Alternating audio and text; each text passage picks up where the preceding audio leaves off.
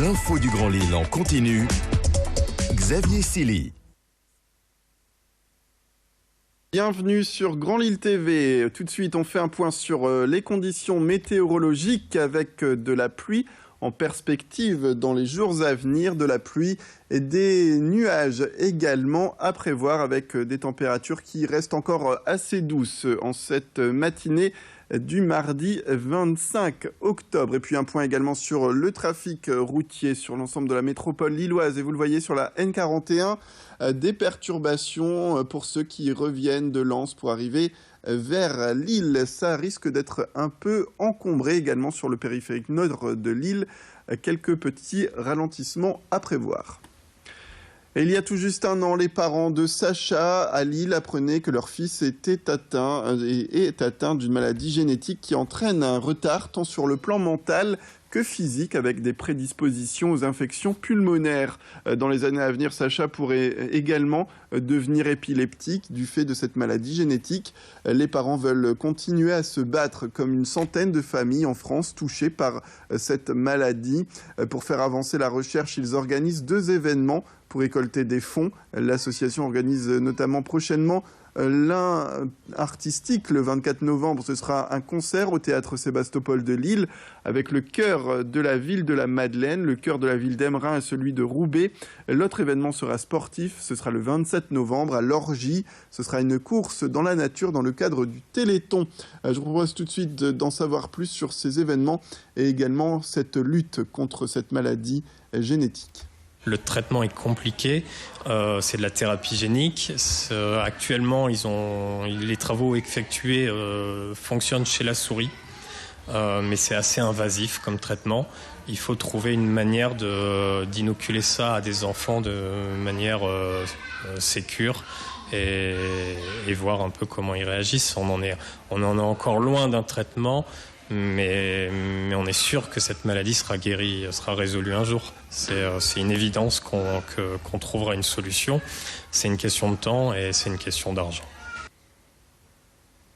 Et être syndiqué en étant particulier employeur, c'est possible et pourtant c'est rare. Par exemple, seuls 5% des assistantes maternelles sont syndiquées selon Force ouvrière. Ce statut encadre pourtant ceux qui se déplacent à domicile puisqu'ils sont employés tout en étant leurs propres employeurs. Force ouvrière organise donc des forums pour apporter des informations concernant les droits de ceux qui travaillent à domicile et pour montrer également que le syndicat a un rôle de modérateur entre l'employé et l'employeur en cas de litige. La prochaine réunion publique sur ce sujet se fera le 21 novembre au lycée catholique de Lille. Je vous propose tout de suite d'en savoir plus avec Clotilde Leguévac qui a pu interviewer les responsables de ce programme. Bien entendu, les gens ont peur, des gens qui sont syndiqués, mais moi je dirais que c'est au contraire une protection pour l'un comme pour l'autre, parce qu'on leur propose des contrats de travail faits par notre service juridique, on les accompagne pour que tout le monde s'y retrouve et les bonnes informations et qu'on travaille ensemble correctement, sans avoir de problème particulier. On parle d'un conflit qui crée des tensions au sein du petit club de football de Quimpinghem. Mardi dernier, les responsables de l'association sportive n'ont pas pu, comme à leur habitude, entrer dans leurs locaux. Vous le voyez sur ces images. La mairie leur a alors annoncé que ces locaux étaient fermés en raison notamment de la vétusté des lieux qui devaient donc être clos en urgence. Le problème, c'est que l'association aurait également eu vent d'un projet d'agrandissement d'une cantine scolaire qui jouxte les vestiaires avec une suppression partielle, voire totale, des locaux du club. Aujourd'hui, ces responsables du football à Quimpinghem veulent faire valoir leur droit de pratiquer ce sport dans de bonnes conditions. Ils s'inquiètent aussi de voir la mairie louer le stade de la commune voisine à Entière-en-Wep au prix de 4 000 € l'année, alors qu'aucune annonce n'aurait été émise par cette mairie concernant de futurs travaux les concernant. Je vous propose d'en savoir plus avec les responsables de ce club sportif. La mairie, quant à elle, n'a pas souhaité répondre à nos questions. concrètement, nous, ce qu'on réclame, c'est déjà un appel de la mairie, une rencontre de la mairie, vu qu'entre guillemets, on n'a plus aucun contact avec eux depuis mardi dernier.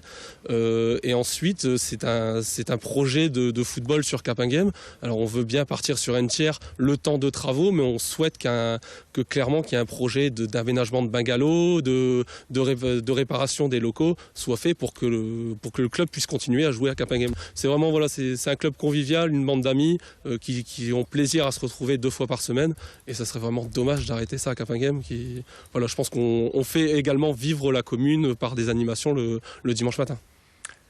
Et en cette période de vacances pour les enfants, le Keep Stadium dans le quartier de l'Union à Tourcoing propose différentes activités et stages sportifs. Alors comment occuper ses enfants pendant les vacances scolaires alors que les parents travaillent? Eh bien, il y a ces activités donc avec notamment des sports qui sont très connus comme le football, le handball, le basketball, le volley ou bien le rugby, mais également la découverte de sports marginaux, voire méconnus, sont proposés. Louis Caillé s'est rendu sur place. Il a pu rencontrer les responsables de ce club et également il a pu en savoir plus avec les enfants présents.